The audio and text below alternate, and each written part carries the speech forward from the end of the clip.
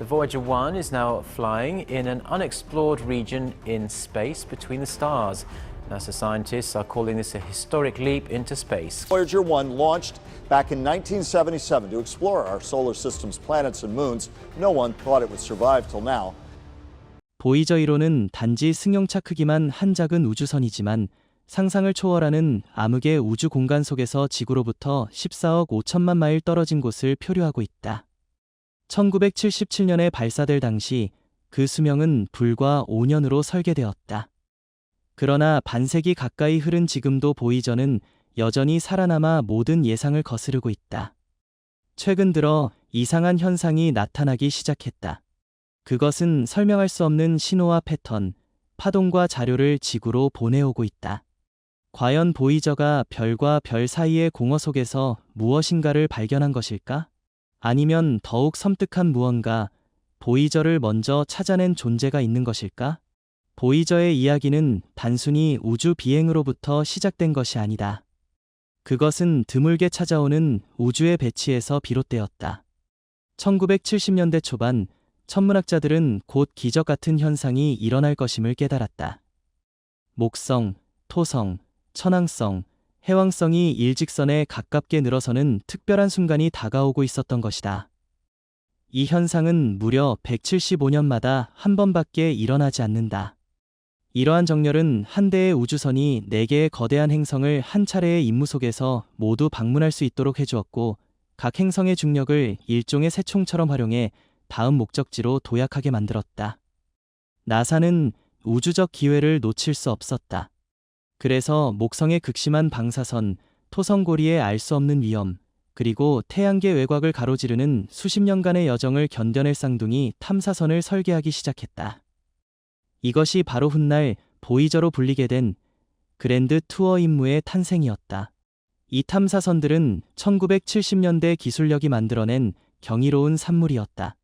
각 보이저는 약 1800파운드, 즉 816kg에 달했으며 11가지 과학 장비를 탑재하고 있었다.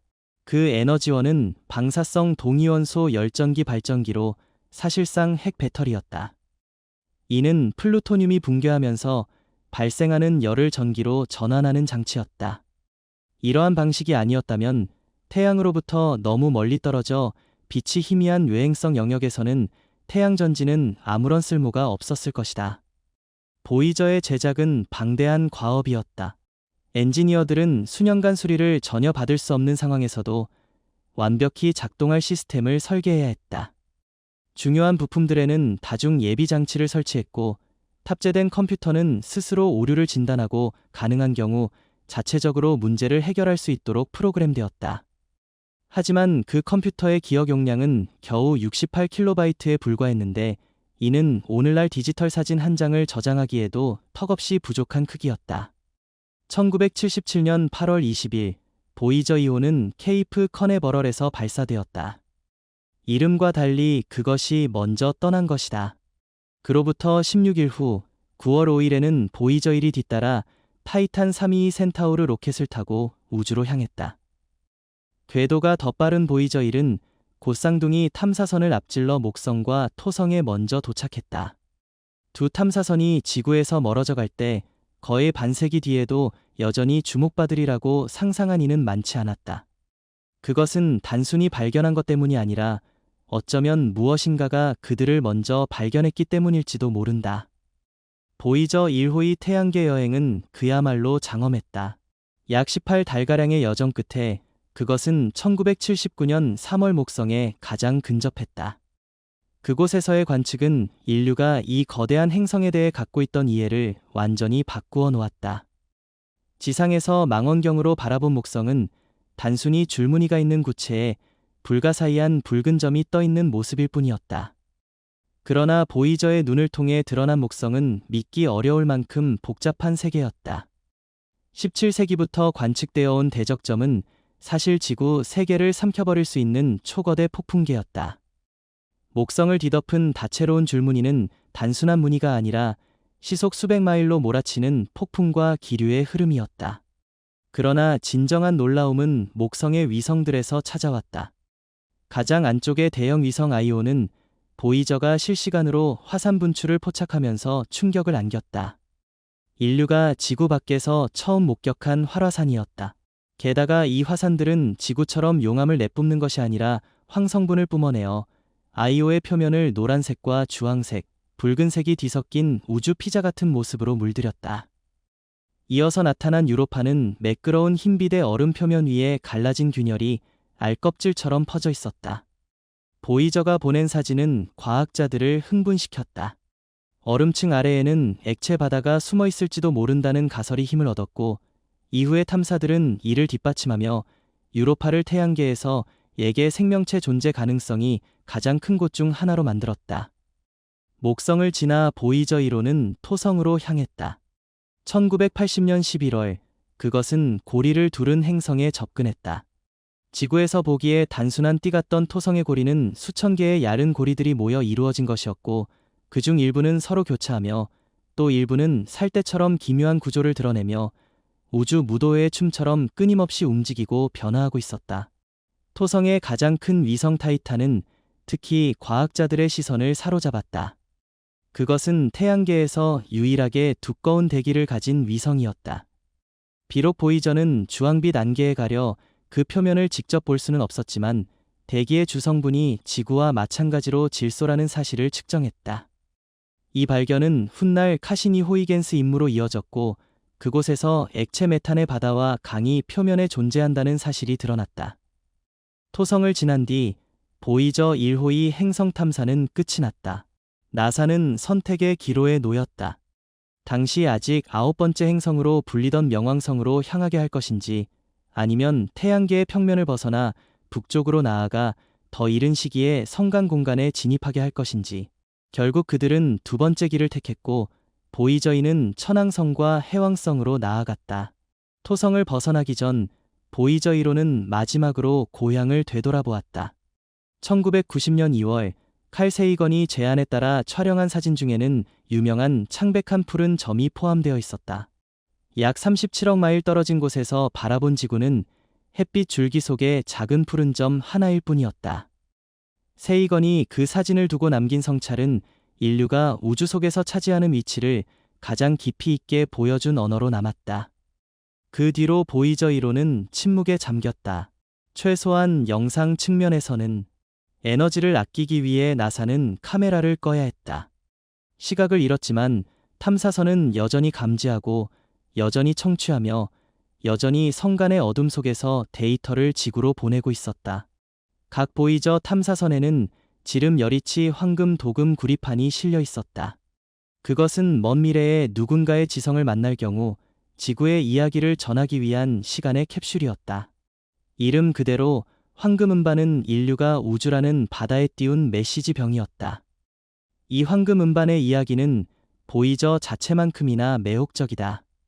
나사는 칼 세이건이 이끄는 팀에 불과 6주라는 시간을 주어 그 안에 무엇을 담을지 결정하게 했다. 단 6주 안에 인류 전체의 존재를 요약해야 했던 것이다. 팀은 밤낮 없이 논의하며 어떤 음악, 어떤 소리, 어떤 이미지를 우리의 세계를 대표하게 할지 격렬하게 토론했다. 최종적으로 담긴 내용은 실로 다양했다. 음반에는 55개의 언어의 인사가 새겨졌다. 6000년 전의 아카디아어부터 중국어 방언 중 하나인 오어까지 포함되어 있었다. 또한 지구의 소리들이 담겼다. 천둥, 화산, 새와 고래의 울음소리, 웃음소리, 발걸음, 그리고 인간의 심장 박동까지. 음악 역시 전 세계에서 고르게 실렸다. 바흐의 브란덴부르크 협주곡, 나바오족의 의식 노래, 페루의 결혼가, 그리고 척베리의 조니 비굿이 함께 실렸다. 아날로그 방식으로 암호화된 116장의 이미지도 있었다. 수학적 개념을 나타낸 도표, 지구의 풍경, 인간 활동의 사진, 그리고 DNA 구조의 그림까지 포함되었다. 더불어 당시 미국 대통령 지미 카터와 UN 사무총장 쿠르트 발트하임의 메시지도 실렸다. 음반 표지에는 분당 16과 2와 3분의 2 회전 속도로 재생하는 방법과 함께 은하 속에서 지구의 위치를 표시한 펄서 지도도 새겨졌다. 이 음반들은 수십억 년 동안 존재할 것으로 예측된다. 지구보다 더 오래 살아남을 수도 있다.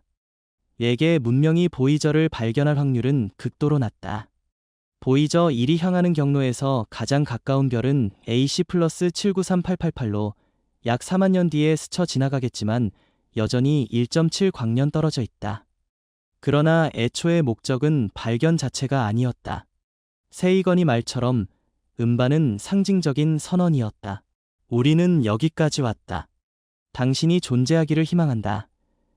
황금 음반이 지금도 흘러가며 어린아이의 웃음, 고래의 노래, 바흐의 음악을 끝없는 어둠 속으로 싣고 있다는 사실에는 깊은 울림이 있다. 그것들은 인류가 가장 희망적이고 진보적인 모습으로 존재한다는 증거이자 보이저를 탄생시킨 정신 그 자체였다. 그러나 아무도 예상치 못했다. 황금 음반이 다른 지성이 받게 될 첫 메시지가 아닐지도 모른다는 것을. 어쩌면 별과 별 사이의 어둠 속에서 어떤 존재가 이미 보이저 자체에 주목하고 있었는지도 모른다. 목성과 토성을 지나온 보이저 1호는 곧 여정의 단계로 들어섰다. 더 이상 방문할 행성은 없는 끝없이 이어지는 듯한 외태양계의 항해였다. 장엄한 사진들이 사라지자 대중의 관심도 차츰 줄어들었고 나사의 시선은 허블 망원경이나 화성 탐사선 같은 새로운 임무로 옮겨갔다. 그러나 보이저는 멈추지 않았다. 하루에 약 100만 마일씩 전진하며 태양계의 가장자리, 그것이 어디인지는 알 수 없는 곳을 향해 다가갔다. 과학자들은 태양계가 어디에서 끝나는지 확신하지 못했다. 태양은 태양권이라 불리는 거대한 보호 거품을 만들어내는데 태양풍이라 불리는 전하, 입자 흐름이 성간 환경을 밀어내는 역할을 했다. 하지만 그 거품의 크기가 어느 정도인지 그 너머에 무엇이 있는지는 미지수였다. 오랜 세월 동안 보이저는 조용히 데이터를 보내왔다. 태양풍의 변화, 자기장의 지도를 그리며 태양계 바깥에서 날아드는 초고에너지 우주선 입자들을 감지했다. 이 정보는 태양이 성간 공간과 어떻게 상호작용하는지 더 정밀한 모델을 세우는 데 기여했다. 보이저의 세월은 끊임없는 소모와 싸우는 과정이었다. 플루토늄 238의 붕괴로 얻는 에너지는 매년 약 4와트씩 줄어들었다. 엔지니어들은 어떤 장비를 남기고 어떤 장비를 영원히 꺼야 할지 끊임없이 선택을 강요받았다. 1990년에 카메라는 꺼졌고 다른 장비들도 차례로 멈추기 시작했다. 지구와의 거리는 점점 더 멀어져 통신은 갈수록 어렵게 되었다. 보이저의 신호는 희미해져 나사의 심우주 통신망에 있는 가장 거대한 안테나만이 잡을 수 있었다. 2000년대에 들어서면 신호가 빛의 속도로도 편도에 14시간이 넘게 걸렸다. 그럼에도 불구하고 보이저는 여전히 인류가 한 번도 발을 들이지 못한 공간에서 데이터를 보내고 있었다. 그리고 과학자들은 이례적인 변화를 포착했다. 태양풍이 느려졌다. 자기장이 변했다. 보이저 1호는 우리가 알고 있는 세계의 끝자락에 다다르고 있었던 것이다. 2000년대 초반 보이저 1호는 태양계의 경계에 접근하고 있다는 뚜렷한 징후를 발견했다. 태양풍은 마치 무언가가 맞바람을 불어넣는 듯 크게 둔화되었다. 2004년 그것은 종결 충격파를 넘어섰다. 태양풍이 갑작스레 속도를 잃고 성간 매질이 압력을 직접 느끼는 지점이었다. 이어진 8년 동안 보이저는 태양풍이 압축되고 소용돌이치는 불안정한 경계 영역을 통과했다. 그리고 2012년 8월 25일 모든 것이 바뀌었다. 자기장이 급격히 강해졌다. 태양에서 온 입자는 현저히 줄었지만 성간 공간에서 날아드는 우주선은 폭발적으로 증가했다. 철저한 분석 끝에 나사는 보이저 1호가 마침내 태양권을 벗어났다고 발표했다. 태양의 지배가 끝나고 성간 환경이 지배하는 경계를 넘어선 것이다. 인류는 별에 닿았다. 아니, 적어도 별과 별 사이의 공허에 발을 내디뎠다. 하지만 그 너머에서 마주한 광경은 예상을 뒤엎었다. 과학자들은 그곳이 균질하고 고요하며 단순할 것이라 믿었다. 그러나 보이저가 본 성간 공간은 역동적이고 놀라움으로 가득했다. 플라즈마라 불리는 초고온 전리기체는 예상보다 훨씬 밀도가 높았고 태양권 너머에서 방향을 바꿀 것이라 여겨졌던 자기장은 오히려 방향은 그대로인 채 훨씬 강력해졌다. 우주선 입자들은 사방에서 복잡한 패턴으로 탐사선을 강타했고 그 움직임은 쉽게 예측할 수 없었다. 무엇보다 흥미로운 것은 보이저가 주변 플라즈마에서 주기적인 파동을 감지한 사실이었다. 마치 성간 공간을 거대한 파도가 스쳐 지나가는 듯했다. 일부 연구자들이 우주 헤일이라 부른 이 현상은 성간 공간이 단순한 진공이 아니라 구조와 에너지가 넘치는 곳임을 보여주었다. 초기 몇 년 동안 이러한 이상 현상은 태양의 폭발이 바깥으로 퍼져나간 결과나 성간 매질 속의 자연스러운 밀도 변동으로 설명될 수 있었다. 자기장의 배열도 우연이나 더 거대한 은하 자기장의 영향일 수 있었다. 그러나 2017년에 이르러 상황은 달라졌다. 보이저가 보내온 플라즈마의 파동은 점점 더 규칙적이고 구조적인 모습을 띠었다. 태양에서 비롯된 것이라면 거리가 멀어질수록 희미해져야 했지만 오히려 그렇지 않았다. 더욱이 그 파동은 주파수 간의 수학적 관계를 드러내기 시작했다. 단순한 자연현상으로 치부하기 어려운 정교한 패턴이었다. 어쩌면 별들 사이의 어둠 속에는 우리 알지 못하는 무언가가 있다. 그리고 보이저는 지금 바로 그것을 지나가고 있다. 보이저 1호의 데이터에서 도저히 설명할 수 없는 이상 징후가 처음 뚜렷하게 드러난 것은 2017년 말이었다. 나사 제트 추진연구소의 엔지니어들은 안테나를 지구 쪽으로 고정하는 자세 제어 및 항법 시스템, 즉 ACS가 모순된 정보를 보내오고 있다는 사실을 알아차렸다. 원격 측정은 안테나가 다른 방향을 향하고 있어 통신이 불가능해야 한다고 알려주고 있었지만 실제 신호는 선명하고 강력하게 수신되고 있었다. 이는 마치 누군가가 남극에서 전화를 걸었다고 말하지만 발신자 표시에는 바로 옆에서 걸려온 것처럼 보이는 상황과 흡사했다. 처음에 엔지니어들은 노후한 장비에서 비롯된 단순한 고장이라 여겼다. 보이저는 1970년대 초반 기술로 설계되었고 혹독한 환경에서 무려 40년 넘게 운행해온 기계였다. 이상한 행동은 어찌 보면 당연한 일이었다. 그들은 자가 진단 명령을 보내고 문제를 추적했지만 수개월에 걸친 분석 끝에 내린 결론은 단순한 오류로 설명되지 않는다는 것이었다. 보이저는 동시에 두 곳에 존재하는 것처럼 정확히 교신하면서도 잘못된 위치를 보고하고 있었던 것이다. 2023년에 이르자 데이터 흐름 속에서 훨씬 기묘한 현상이 나타났다. 주변 환경의 밀도를 측정하는 플라즈마 파동 탐지기가 전에 없던 리듬감 있는 패턴을 기록하기 시작했다. 그것은 우연적 진동이 아니라 수학적 관계를 가진 정밀한 주파수의 파동이었다.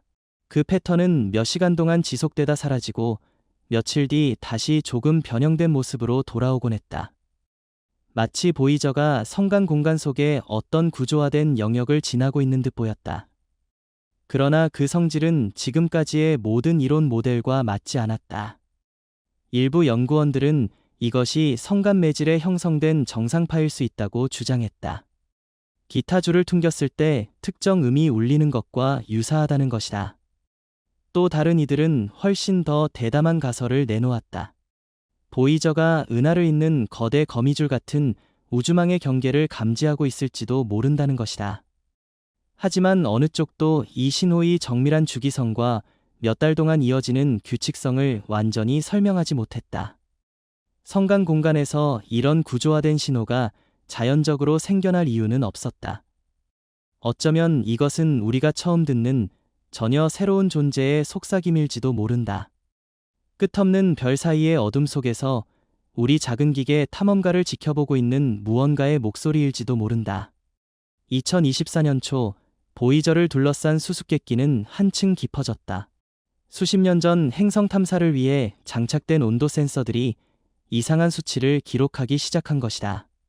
원래는 우주의 냉기, 즉 절대 영도보다 섭씨 3도 가량 높은 배경 온도만 감지하도록 설계되어 있었다. 그런데 센서가 주기적인 온도 상승을 보여주기 시작했다. 정확히 4.8시간마다 외부 센서 배열이 섭씨 30도 가까이 상승했다가 다시 식어내려갔다. 이 주기는 놀라울 정도로 일정했고 외부 에너지원 없이는 설명할 수 없었다. 더 기묘한 것은 이 온도 상승 주기가 앞서 발견된 플라즈마 파동의 리듬과 완벽히 일치했다는 점이다. 이는 보이저가 마주친 현상이 단일 장비에 국한되지 않고 여러 시스템에 동시에 작용하고 있음을 의미했다. 나사팀은 혹시 방사성 동위원소 전지의 잔열이 순환하는 것은 아닌지 혹은 회로의 오작동으로 피드백이 발생하는 것은 아닌지 가능한 모든 내부 원인을 점검했다. 그러나 모든 가설은 하나씩 배제되었다. 남은 결론은 단 하나, 보이저가 실제로 외부에서 주기적인 에너지를 지닌 무언가와 상호작용하고 있다는 것이었다. 이 주기적인 열 상승은 또 다른 문제를 낳았다. 보이저는 극한의 냉기를 견디도록 설계되었는데 정기적인 고열은 이미 수명을 훌쩍 넘긴 시스템에 심각한 부담을 주고 있었다. 엔지니어들은 핵심 부품이 손상될 수 있다고 우려했다. 그러나 역설적이게도 온도 압박에도 불구하고 보이저의 에너지 효율은 오히려 향상되기 시작했다. 마치 1970년대 기술로는 결코 구현될 수 없는 방식으로 외부의 힘이 열부담을 상쇄하며 에너지 활용을 최적화해주고 있는 듯했다. 이 모순된 현상은 엔지니어들을 혼란에 빠뜨렸다. 오래된 자동차가 엔진 과열을 겪으면서도 동시에 연비가 좋아지는 상황과 다를 바 없었다.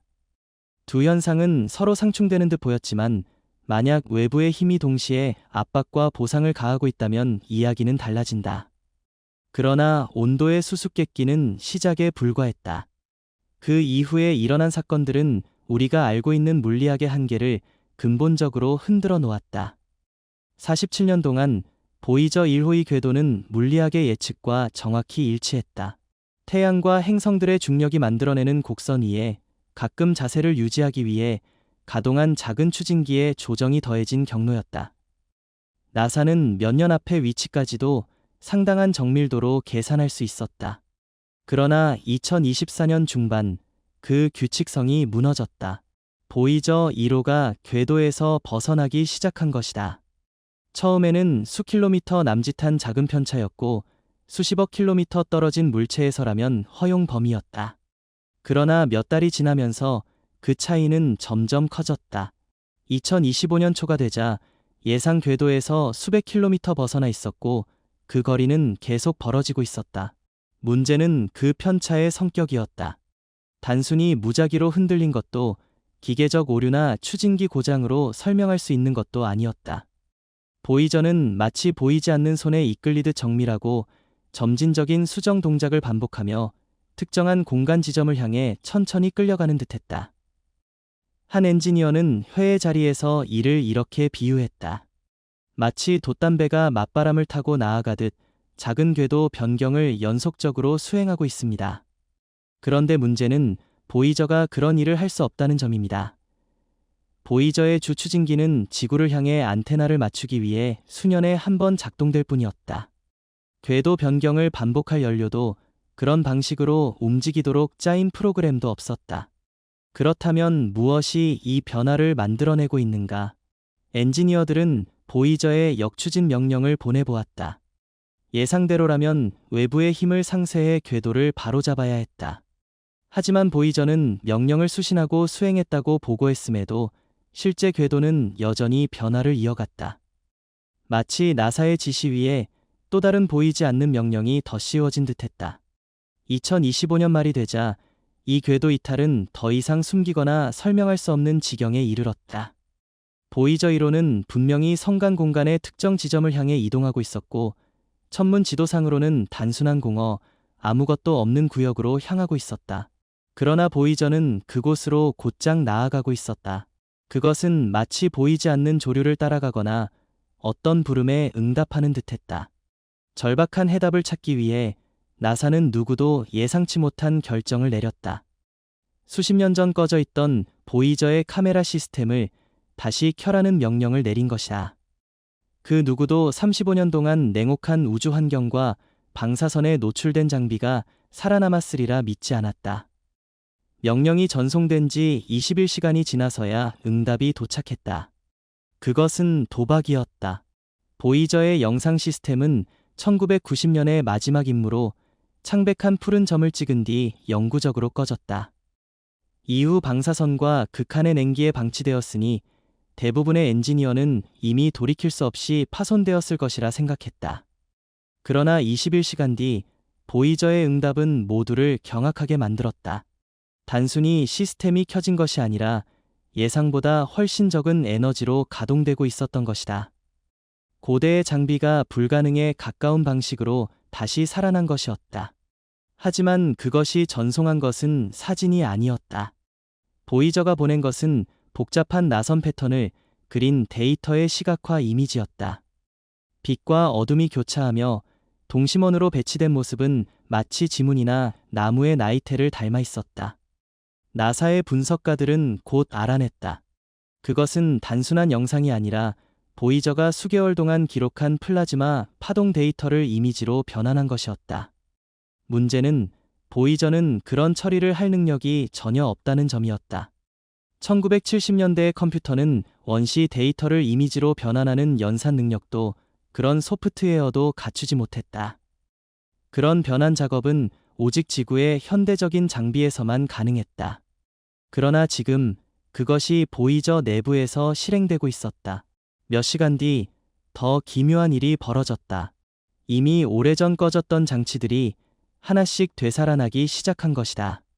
적외선 분광기, 자외선 분광기, 광도계. 그것들은 순차적으로 켜지며 데이터를 송출하기 시작했다. 그러나 송출된 데이터는 원래의 단순한 원시 정보가 아니었다. 고도로 압축되고 정교하게 가공된 전혀 다른 형태의 데이터였다. 전송 효율이 극대화되어 있었고 오류에 강하며 원래 장비의 능력을 훨씬 뛰어넘는 정보가 담겨 있었다. 나사의 연구원들은 혼란에 빠졌다. 이는 마치 현대의 소프트웨어가 구식 컴퓨터에 이식된 것과 같았다. 1970년대의 하드웨어가 이런 수준의 연산을 수행하는 것은 불가능했다. 그러나 지금 그것은 실제로 일어나고 있었다.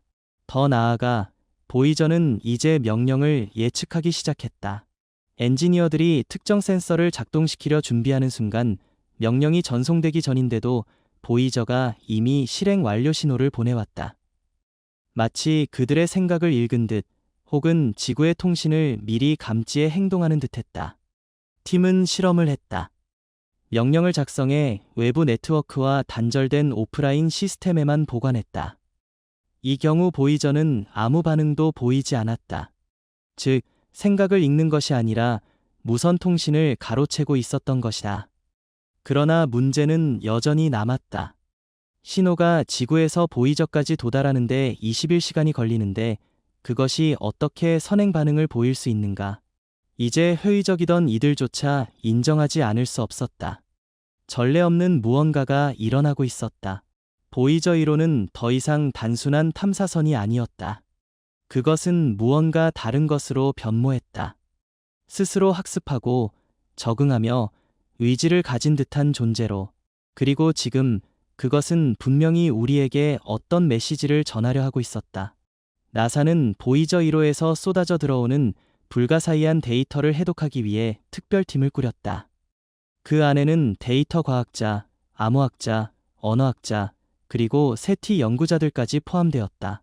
그들은 밤낮을 가리지 않고 슈퍼컴퓨터를 동원해 패턴을 찾고 의미를 해석하며 가능한 설명을 좇았다. 그러나 마침내 드러난 것은 기존의 이해를 송두리째 뒤흔드는 것이었다. 데이터는 마치 러시아 인형처럼 층층이 겹쳐 있었다. 가장 겉은 과학적 측정값, 즉 플라즈마 밀도, 자기장의 세기, 우주선 입자의 수였다.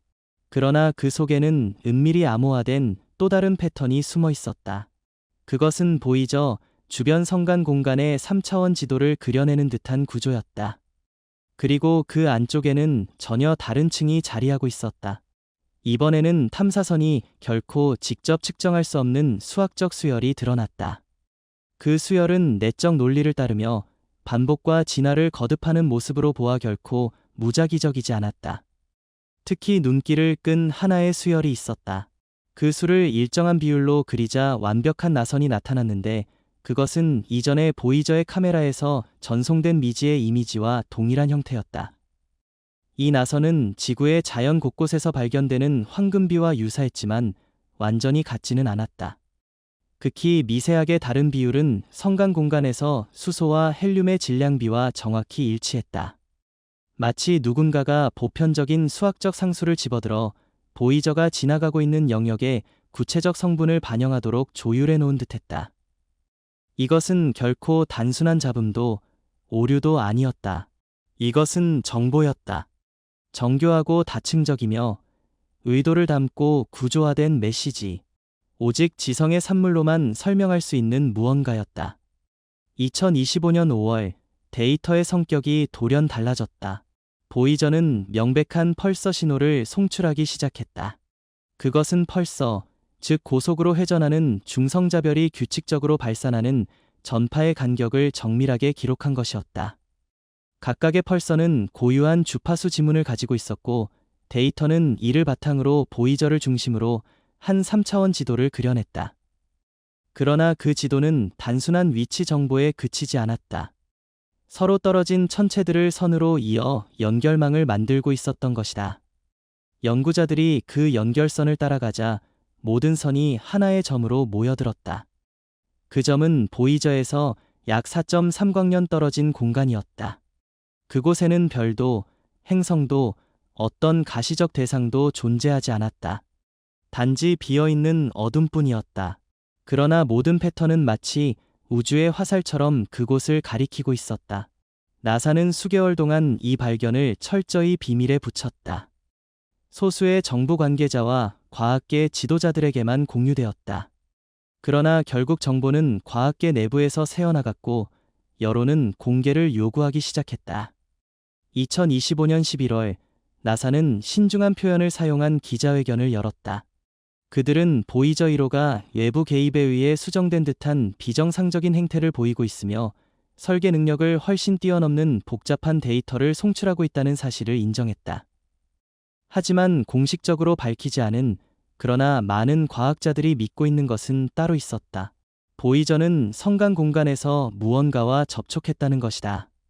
그 무언가는 탐사선의 원시적 시스템을 개조하고 다시 프로그래밍하여 메시지를 보냈다.